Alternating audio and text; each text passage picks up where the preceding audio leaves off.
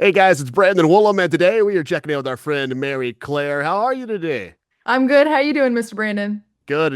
We're just talking about the weather here in Nashville today. Great weather, so we're ready to get back out there. But first, let's talk some new music, or it's technically not new. It's been out for a little bit, but new single out on radio and stuff now. There is a Yep. God. Very Mhm. simple title. I feel like Yeah. just the name of it kind of tells us a lot about the track. But hmm take us a little deeper into the song, There Is a God. Well, I had finished making my album enough, and I thought that all the songs were, pretty intricate and artsy a little bit.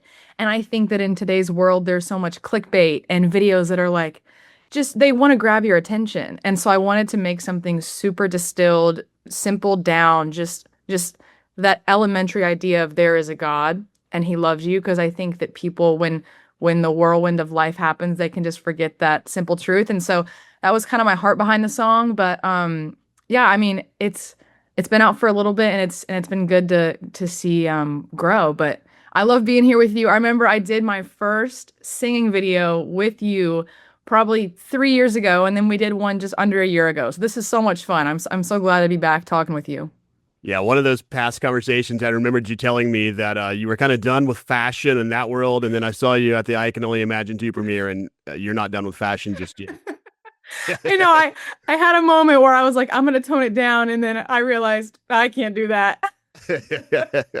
You've mentioned in some other spots the song is for people who feel unseen and unsure. What do you hope someone that's walking through that season of life takes away from this track after they hear it on their playlist? Well, I mean, I think I have so many friends that have grown up, with a Christian family. I mean, we live in Tennessee, the Bible Belt. It's really normal to grow up in a Christian home, but then you kind of reach adulthood and you have to make your faith your own. And I've seen it just with friends of mine, but also mentors and people older than me. And so I needed a reminder just because I've been going through a rocky season and I had to make a song that was kind of my anthem, my battle cry, like my ground zero of this is what I truly believe. And so I had to make that for my listeners as well.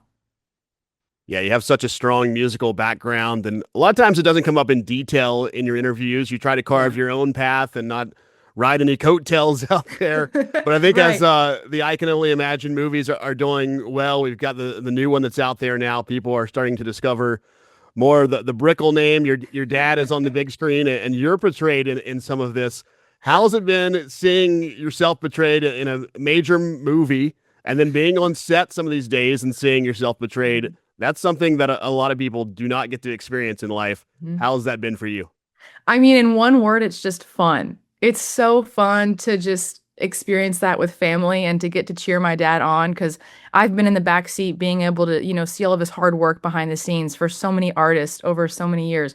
So for him to get the spotlight, it's fun. It gets to his head sometimes. If we're in an argument, he's like, I have a movie, that I'm in. So I'm right. So he gets a big head sometimes, but I think at the end of the day, just fun. I remember when there were whispers that my name would be mentioned, and I was like, "Yeah, okay, you guys are probably telling that to everyone."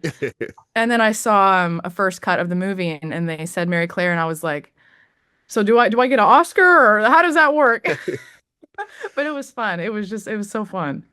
I still actually have not got to see it, although I was at the premiere and some other events.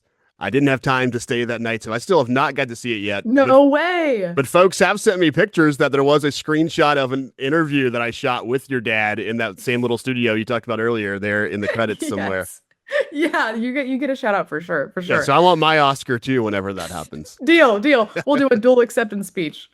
Yeah, so we talked about the debut album enough. It's been out there for a good little bit now. A big step in your journey. Mhm. Looking back at since all that has happened. I mean, some of these songs were written when you're pretty young. What has God brought out in you since that album has come out and you've grown up with these songs now? I mean, when I started to write half these songs, I'll be super candid. I still live at home. I've lived at home. I have a great relationship with my family. And 2 years ago, my parents walked through a divorce, and so I feel like my music went from an outsider's perspective to living it. And I would always, imagine being an artist one day and connecting with fans, but now I know that it would be a true connection. And so I think that the music and the album means so much more because I mean, I wrote Forever from my dad's perspective about the whole storm, and I wrote pieces to my little sister. And so it means so much more to get messages of people saying, I'm walking through this and this helped me, and I can say I'm right there with you instead of, oh my goodness, I can't imagine how you feel. Now I can say, I've been there, I'm with you, I see you. And so the music becomes more of a lifeline for me than a hobby anymore. Yeah, there's been so much momentum behind this album. What's the rest of 2026 looking like for you? Are we getting back into the writing rooms, or are we still just going to ride this album a little longer?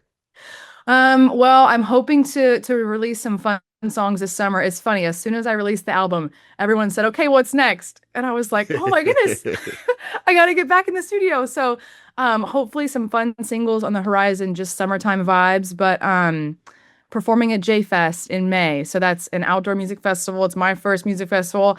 I'm super nervous, but super excited. So, yeah. Yeah. Well, what's the rest of the touring schedule look like? I mean, that's still here in Tennessee, right? So if people are outside of Tennessee, are they going to get some chances to see Mary-Clair out there on the road? There's some things in the works, but nothing that's been solidified. But yeah, just keep an eye out on socials, and I'll stay connected with what's going on. Yeah, There Is a God is out there streaming now. You can go ahead and stream that and the full album, Enough. It's all out there.